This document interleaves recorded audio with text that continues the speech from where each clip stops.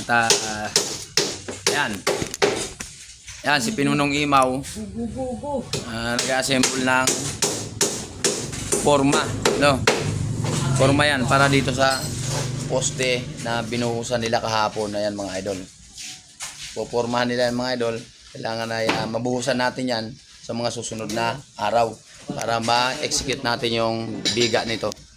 So ayan, ina-assemble nila. Partner niya si Dudong Bay Dako. Tapos ang kapartner niya siyempre yung kanyang pinuno na si Pinunong Imaw. Pamilyar ba kayo doon sa pangalan yun, Pinunong Imaw?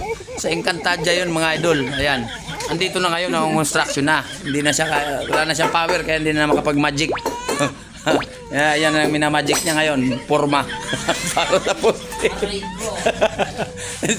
May apprentice pa siya, si Dudong Bay Dako. Yan si Dudong Bay Dako.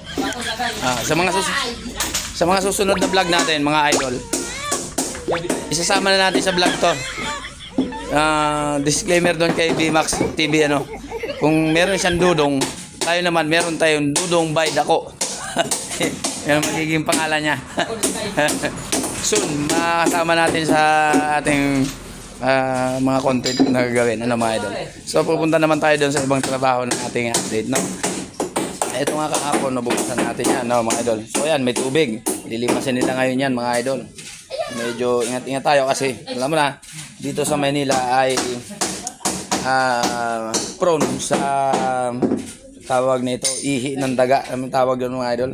Comment down below kung nakalimutan natin yun, leptospirosis pala. Ayan mga idol, ingat-ingat tayo sa mga ganyan tubig, lalo pagka maulan, mga idol, kasi yung ihi ng daga nandyan.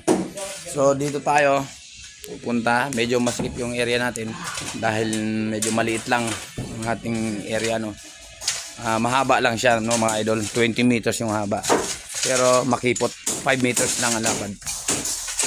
Dito area ay magpapahukay tayo dyan ng isang poste uli na maliit mga idol para suporta lang sa biga na to, para masalo lang yan, saka yung tatawid na biga dito sa gano'n sa wall.